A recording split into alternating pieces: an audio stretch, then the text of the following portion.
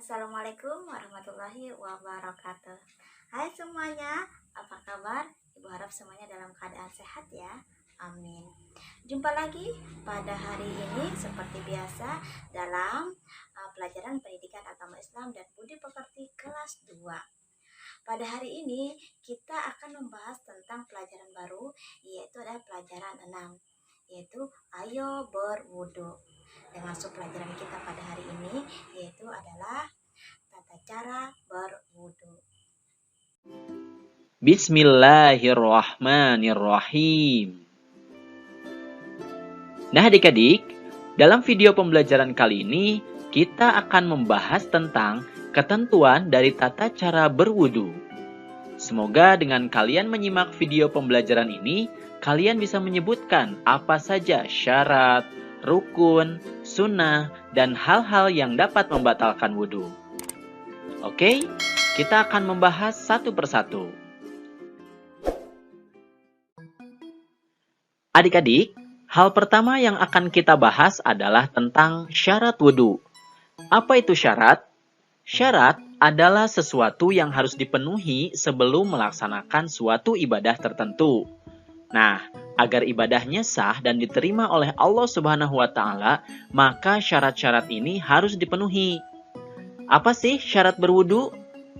Yang pertama adalah beragama Islam. Tentu saja ya, jika kalian tidak beragama Islam, maka wudunya tidak akan sah atau tidak akan diterima. Kemudian yang kedua adalah mumayyiz, yaitu orang yang sudah dapat membedakan perbuatan benar dan salah. Nah, kalian sudah bisa kan?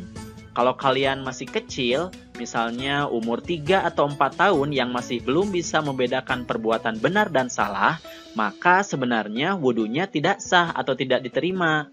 Tetapi dalam rangka belajar, boleh dilaksanakan. Kemudian yang ketiga adalah tidak berhadas besar. Nah, hadas adalah keadaan diri yang kotor menurut Islam karena telah terjadi sesuatu pada dirinya. Misalnya, kalau perempuan ada kalanya nanti keluar darah haid. Nah, itu adalah salah satu contoh yang menjadikan dirinya berhadas besar. Dalam video lainnya, kita akan bahas tentang hadas ya. Yang keempat adalah menggunakan air suci dan menyucikan. Nah, jadi kalau airnya kotor, itu tidak bisa digunakan untuk wudu. Kemudian yang kelima, syarat wudunya adalah tidak ada yang menghalangi sampainya air ke kulit. Jadi kalau kalian memakai barang tertentu, misalnya jam, cincin, dan lain sebagainya, diusahakan dibuka dulu, karena itu akan menghalangi sampainya air ke kulit. Itulah syarat dari berwudu. Jadi hal-hal ini harus kalian penuhi terlebih dahulu supaya wudunya sah dan diterima ya. Selanjutnya yang akan kita bahas adalah tentang rukun wudu. Apa itu rukun? Rukun adalah hal-hal yang harus dilakukan dalam suatu ibadah. Artinya jangan sampai terlewat atau tidak dilakukan. Karena jika terlewat, maka ibadah tersebut tidak sah atau tidak akan diterima, bahkan batal. Nah, ini adalah rukunnya. Yang pertama adalah niat. Niat ini bisa dibaca dalam hati atau diucapkan. Kemudian yang kedua adalah membasuh muka. Yang ketiga adalah membasuh kedua tangan sampai siku. Yang keempat adalah mengusap kepala.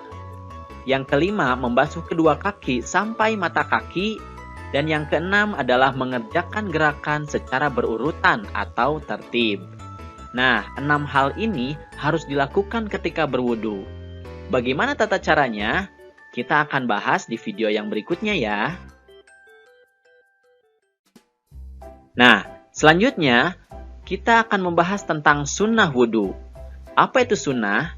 Sunnah itu adalah hal-hal yang boleh dilakukan menyertai rukun-rukun wudu yang harus dilakukan tadi. Jadi, jika kita melakukan sunnah ini, insya Allah kita akan mendapatkan pahala lebih untuk berwudunya. Jadi apa saja sih sunnah wudu? Yang pertama adalah membaca basmalah pada permulaan berwudu. Jadi sebelum berwudu kita mengucapkan Bismillahirrahmanirrahim. Nah, itu dilakukan supaya kita mendapatkan pahala lebih. Kemudian yang kedua adalah menggosok gigi.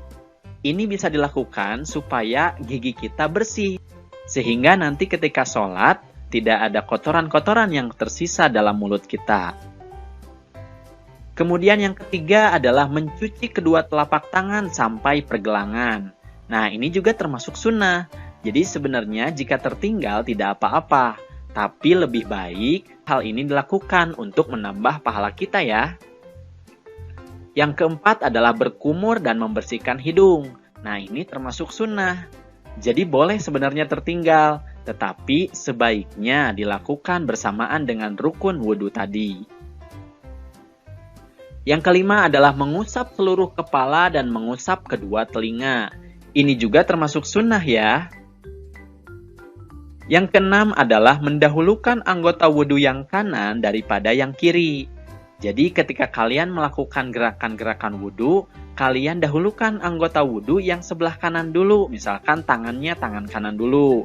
Kemudian kaki kanan dulu. Setelah itu baru yang kiri. Nah, itu adalah sunnah dalam berwudhu. Kemudian yang ketujuh adalah membaca doa selesai berwudhu. Nah, ini adalah sunnah-sunnah wudhu yang bisa kita lakukan untuk melengkapi pahala kita dalam berwudhu. Tidak susah kan? Jadi sebaiknya kita lakukan supaya pahala kita dalam berwudhu bisa maksimal. Selanjutnya yang akan kita bahas adalah hal-hal yang bisa membatalkan wudhu.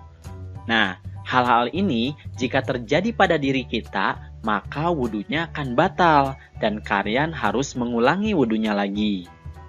Yang pertama adalah buang angin yang keluar dari dubur ya. Nah, jadi jika kalian buang angin atau kentut, kalian wudhunya batal sehingga harus diulangi lagi wudhunya.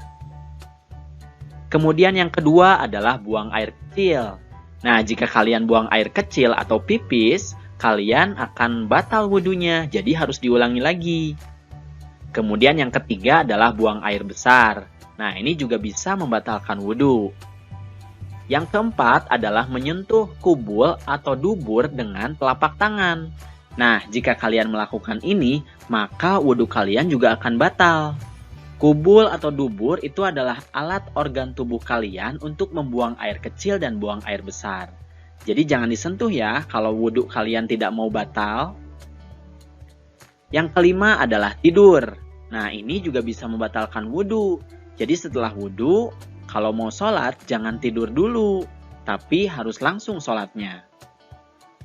Kemudian yang keenam adalah hilang akal karena mabuk atau gila. Nah, ini juga bisa membatalkan wudhu. Jadi, kalian harus benar-benar sadar ketika kalian berwudhu.